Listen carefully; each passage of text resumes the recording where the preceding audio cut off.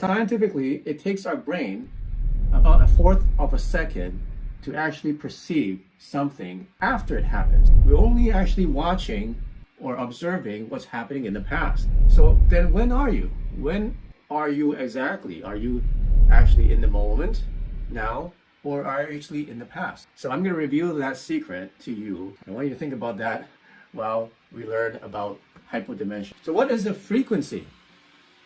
Right? We always talk about frequencies, quantum frequencies, right frequencies, PMF frequencies. Like what is a frequency? Well, scientifically speaking, it's basically a rate of speed, how fast something is moving in a certain period of time, or some kind of oscillation. And you can see here in the diagram, this is a basic sine wave with basic 3 sine waves that are happening at the same time. When we talk about frequencies, we also know that there are right frequencies. A lot of our technology is based on right frequencies, and right frequencies are created or invented by Dr. Royal Rife, who theorized that there was a potential of killing diseases or cancerous cells by sending an electrical pulse identical to the cell's unique electromagnetic frequency. These frequencies were known as right frequencies.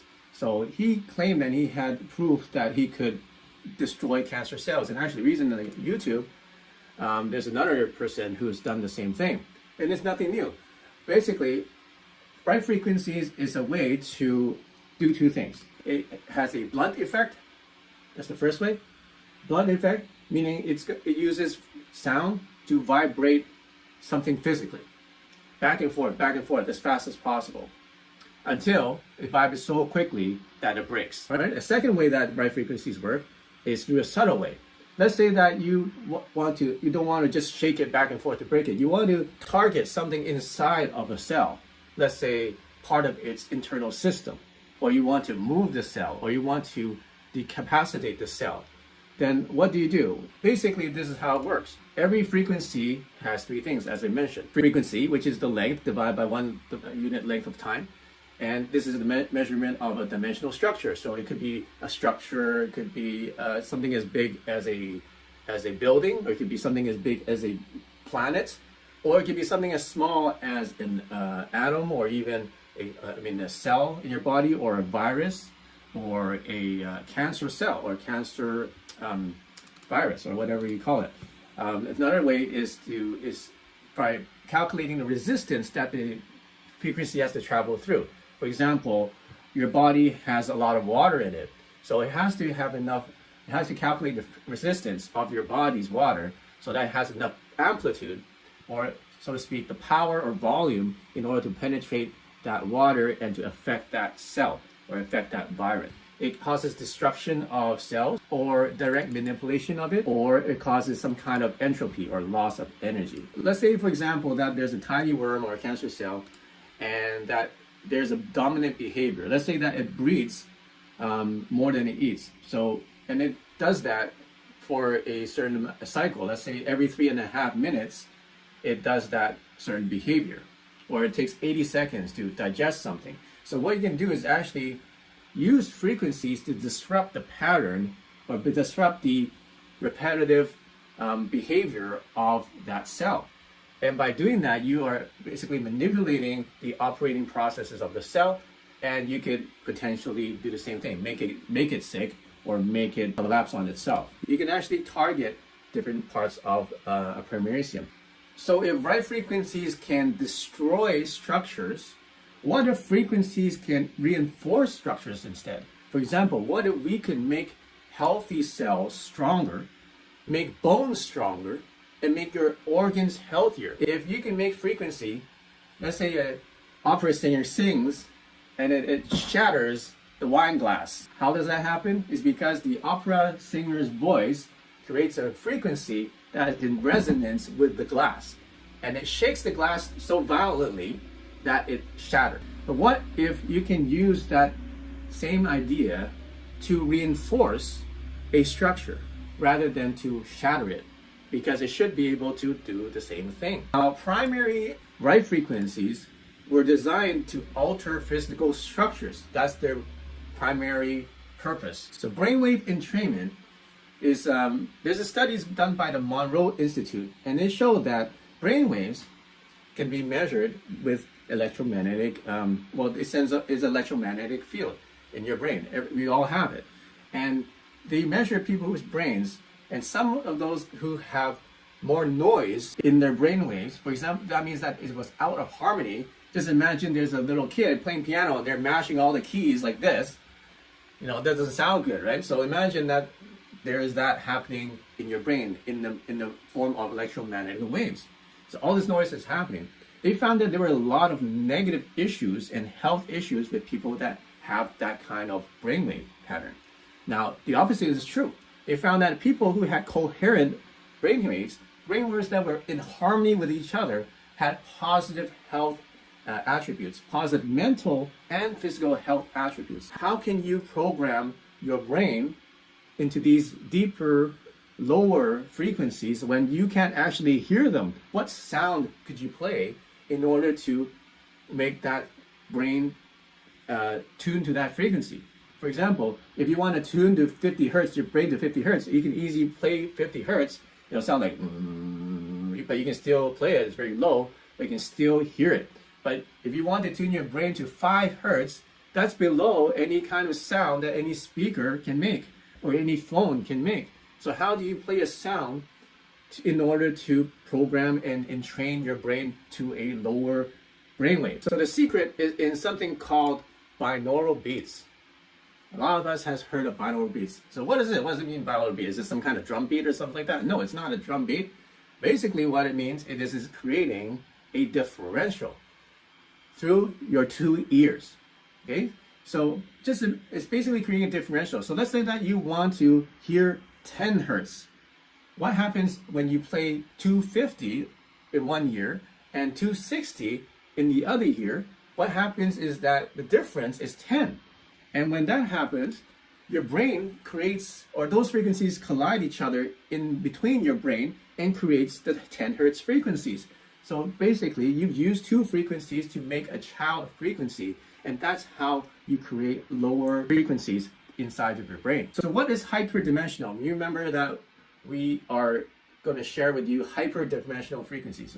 Well, that just basically means it's beyond the conventional 3 dimensions. So we're going to the 4th dimension. What is 4D then? Well, 4D is basically now using the same concept. Because what did we do from 1D to 2D? We just added another 90-degree dimension into our dimension. Now we created a square. What happened from 2D to 3D? We just created another 90-degree dimension and we created a cube. So what happened from 3D to 4D is just a simple extension of that process, which is to add another 90-degree dimension into it, and that creates 4D. So to explain this a little further, I got some chopsticks. You have chopsticks or some straws, you can play with this at home. Okay, so if I do this, this is 1 dimension. Now, what if I add another 90 degrees to it, right? And now you can see there's 2 dimensions. Now, if I add another 90 degrees to it, what does that become? Now that's 3 dimensions.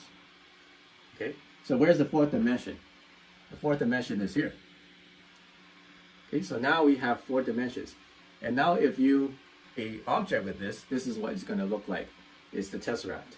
Okay, so those are the 4 dimensions. What they are complex information fields of intention. Okay, so that's the technical way of explaining it. So for example, we are using different different kinds of input into creating different dimensions in our frequencies. For example, there's space, there's time, there's our sensory input, which is the current measurement or current composite moment of our experience using our 5 senses. Okay, so that itself is, we can say, is the 3 dimensions. Now, if we go further and we add the conscious process, now we add another dimension, which is the 4th dimension. Magnetic fields in brainwave states. So there's the German scientist, his name was Hamer, and he discovered that our internal brainwave processes correspond to our moods and to our health.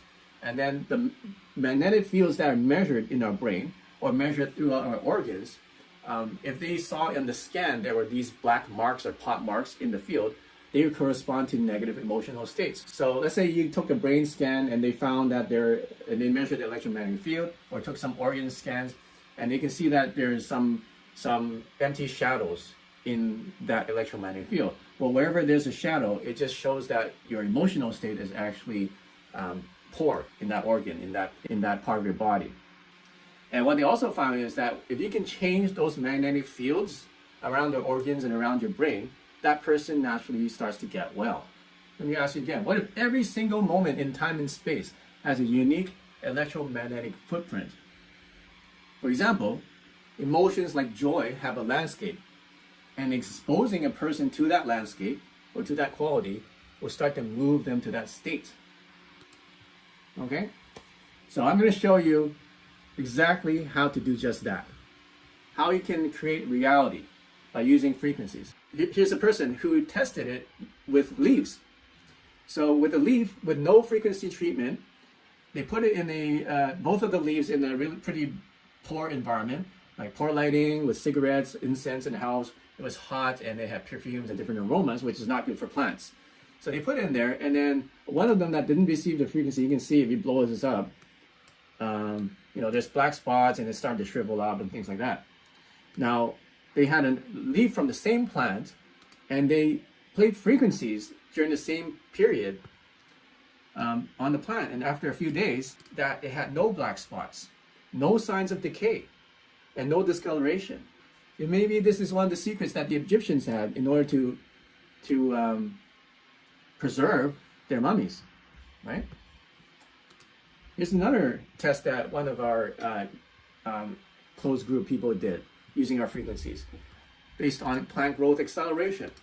So this person had 3 pots of plants, same size, same soil, 1 grain of wheat in each pot. So what happened?